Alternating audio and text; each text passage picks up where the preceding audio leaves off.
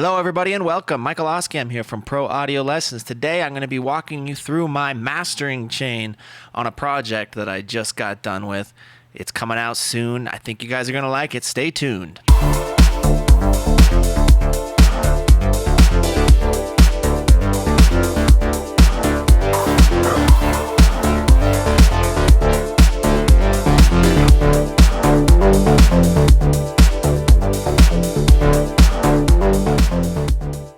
Thank you all so much for tuning in today. As I mentioned, today we're going to be looking at a mastering chain or a mastering process that I put on a new EP that's coming out from a great band called Systerian.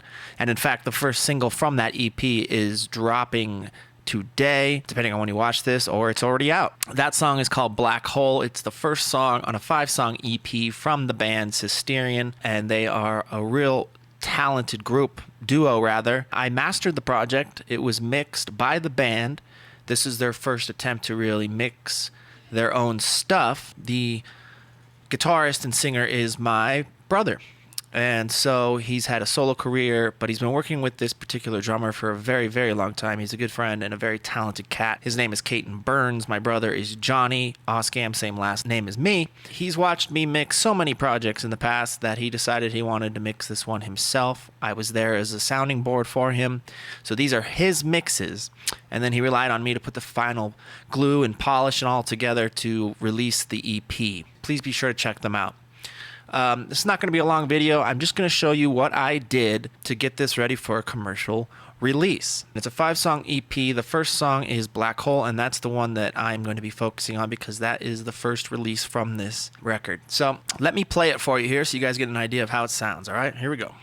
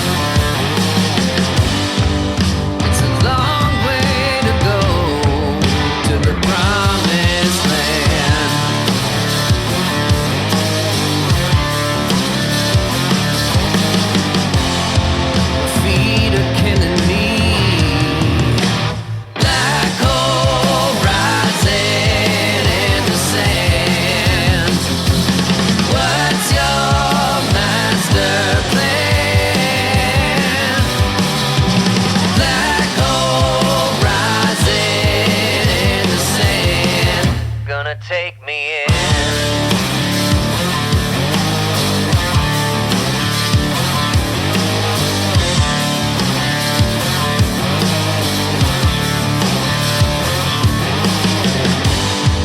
Lot of work to do to understand.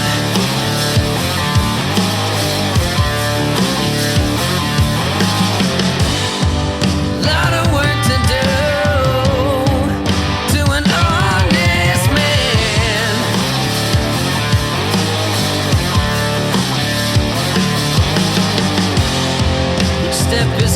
So, really good sound, really good rock tune, as you can hear, and there's 4 more where that came from, what I've come to expect from these fellas.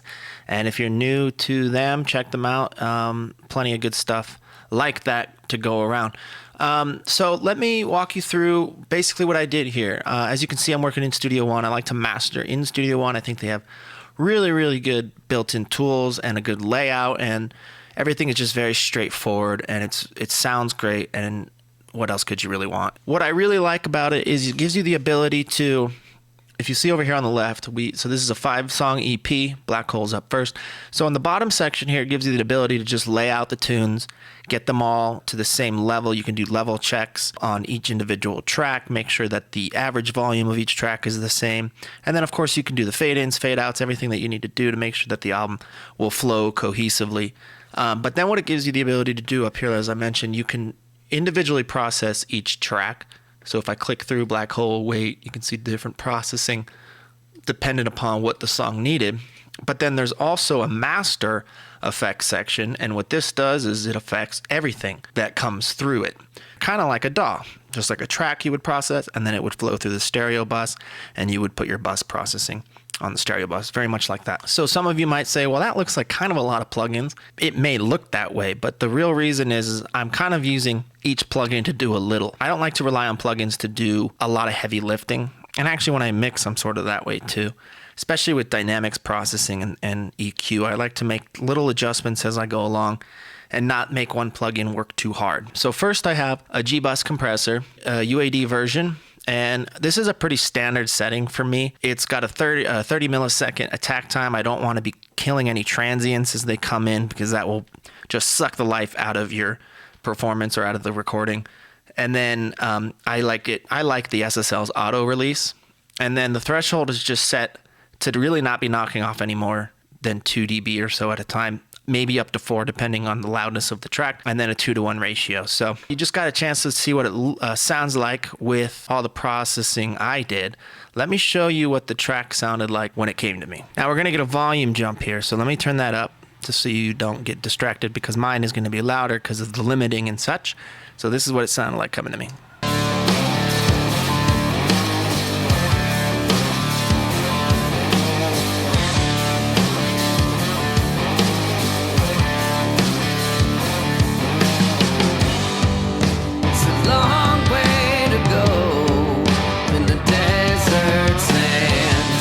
Okay, and this is what mine sounds like now.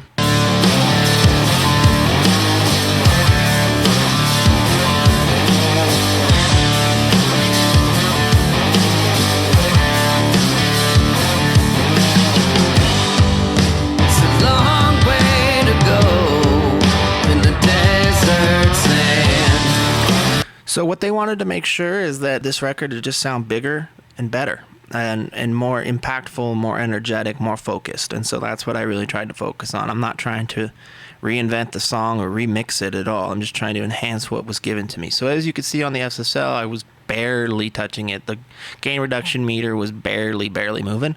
So that's about right. Now, this is a great plugin. I don't always use this. This is the linear phase multiband compressor from Waves. It's an old plugin of theirs. I think it's like 10 years old, and I don't always use it when mastering, but there were certain frequencies that I felt were kind of a little out of control at certain times. And what this does is it just lets you really tuck everything in without really introducing too many phase issues or anything like that.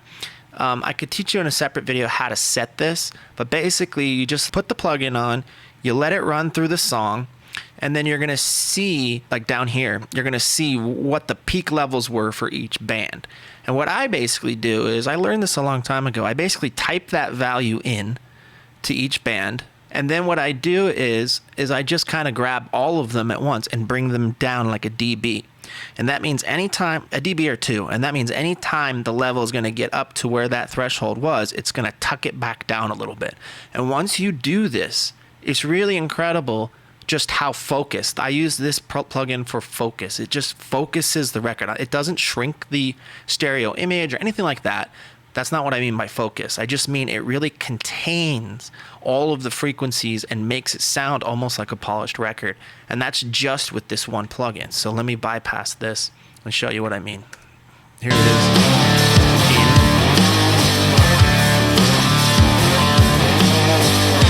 And you can see how those little bands are just dancing barely. Let me bypass it.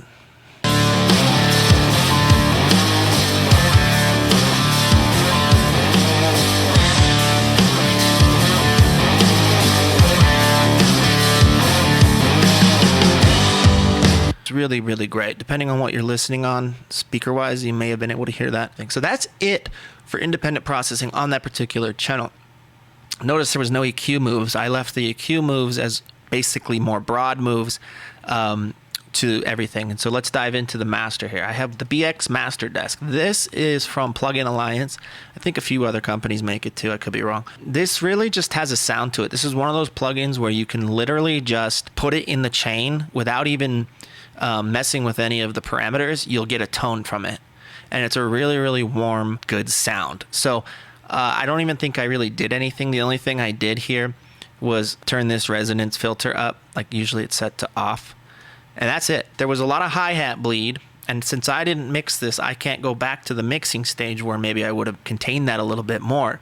So what I have to do now is, remember, when things are running through compressors, in particular, limiters and compressors, sounds that maybe you don't like or don't want in there, like a hi-hat or hi-hat bleed, are going to be accentuated. And so it's important to remember that. On the other side of the compressor or the dynamics processor, we may want to put in some sort of EQ filtering, or in this case, it's a resonance filter at that frequency range, to make sure that things aren't getting too out of control. After that, Ozone 9, which I'm using just for a little bit of the low-end focus and a little bit of imaging. Not much, as you can see, but one thing I do on almost every project is I make sure that 100 hertz and down is for sure modified. This is a great little trick for you guys out there.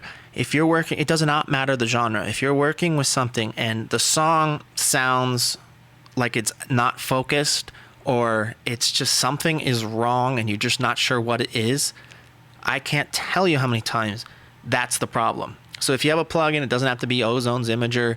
There's a few out there, but if you have a plugin that can ensure that your bottom end is in mono, you will notice a difference immediately.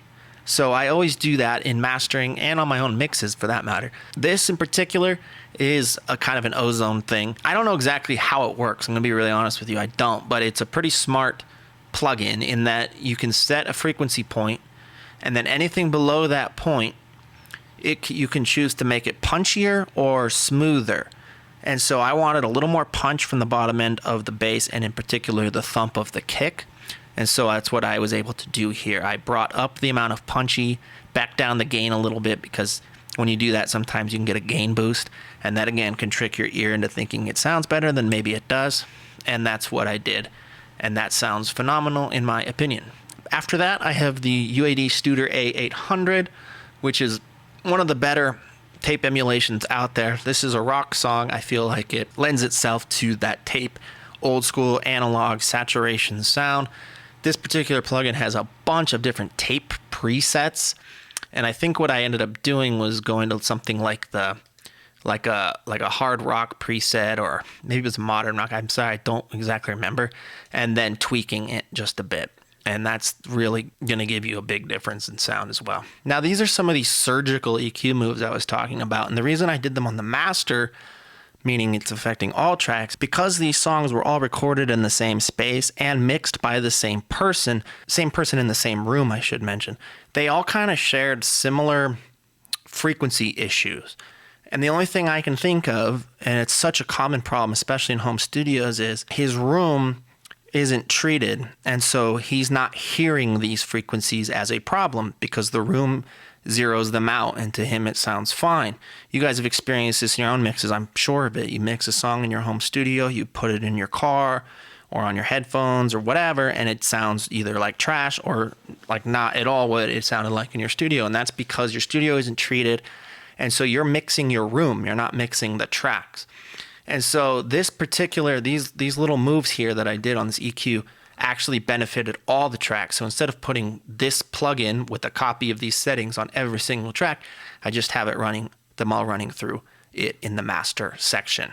Now with Pro Q3, they introduced the ability to turn EQ bands into dynamic bands. And that is a wonderful addition because as opposed to making a static EQ move, now I can really just focus in on these particular frequencies that might have too much resonance or might be peaking their head up too much, and it will react to them. So the more that it's pushing, the more the frequency is pushing in or up, the more this plugin will fight back. Let me just show you that in action real quick.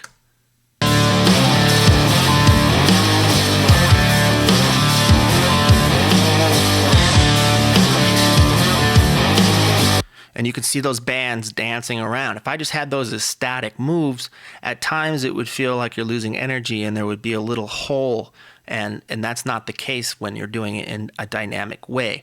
If you're going to do broad strokes and big cuts and boosts with something dynamic, you may run into phase issues. I like to use their natural phase setting when I'm using dynamic because it does limit the amount of artifacts and things that you might get aliasing from EQing a final source. So keep that in mind. After that, I have another Pro Q3, and this one is in mid-side mode, and this might look crazy to you. And the reason it looks that way is because I am ensuring with these moves that when this song is collapsed to mono, we're not losing anything. This is something that's really complicated for a lot of people, and it was for me for many years. When you collapse your track to mono, you should be able to hear every element of the mix, and you shouldn't lose any energy or punch from the song. I cannot explain this to you in this short of a video. I'm going to do a whole lesson on mid-side and collapsing your mix to mono. It is very challenging, and I challenge you at home to look at your mixes and then collapse them to mono and just see if elements disappear, because what you're getting is phase cancellation, and that's a big problem. I'll get into that much later in another video. And then I have another one, and this is another similar idea. And again, I'm not going to go into this too much. And normally I don't do this amount of processing. It may look like a lot, and it may be a lot. But I had to do what I had to do. As I mentioned, this was a first-time mix from the band. And so I've helped them, and I've talked to them in the process and maybe told them things that they could try or do differently in the future. But hey, they're done. They like the mixes the way they are. They've made me responsible for getting it to the finish line, which I've done. But I had to do what I had to do, and sometimes that requires a little bit of processing that looks like this. And then finally, after that, I have the black box, which is, again, a plug-in alliance. You guys have maybe heard of this. It's just another analog tube design. It gives a lot of warmth, and it gives it just a lot of body. So I'm kind of sandwiching in all of these processes with some saturation. As you recall, I started with the master desk, giving it some saturation, and I'm ending it with this as well. And then another secret plugin that I put right behind that, I guess this is technically the last, is Greg Wells' Mix Centric. I'm not using a lot of it, but this is a really handy plugin, especially if you are not a mastering engineer. If you're somebody who struggles to master your own mixes or whatever, this is a one-knob plugin that is very simple to use. In fact, it sounds so good, it's easy to overcook things with it, so don't do that. But you can just start to turn this up, and you'll start to notice an immediate difference. Behind the scenes, there's a lot of things going on. There's some compression, there's saturation, there's widening. There's all sorts of stuff going on behind the scenes that really just helps sweeten a mix. It's a very good thing to put on your mix bus. Let's say you put this and a limiter on your mix bus before you take it to the car or wherever you take it to listen. That would be a good 1-2 punch. Take that into consideration. But I put it on as a very last cherry on top, so to speak. And for those of you wondering what this ARC 3 is, this is just a room tuning software. Right now I'm in headphones, but when I don't mix in headphones or master in headphones. But my room has an abundance of 120 hertz, and so this particular plugin helps flatten my room so that I know that the mix and mastering decisions I'm making will translate best to commercial systems in the outside world. But I'm obviously bypassing that because you're watching this on YouTube and I'm listening in headphones. And that's it. That is the chain. As I mentioned, they're going to be releasing 4 more songs in the next coming weeks, so I'm going to go into more depth on not only the 4 songs, but a little bit more onto what these particular master plugins are doing. And I'm obviously going to go in and show you guys each individual channel's processing as the singles come out. So check out Systerian the band. The information is in the description below. The EP will be out, if it's not already, depending on when you're watching this. I am Michael Oskam. As always, thank you so much for watching Pro Audio Lessons, and keep mixing, guys. See you next time.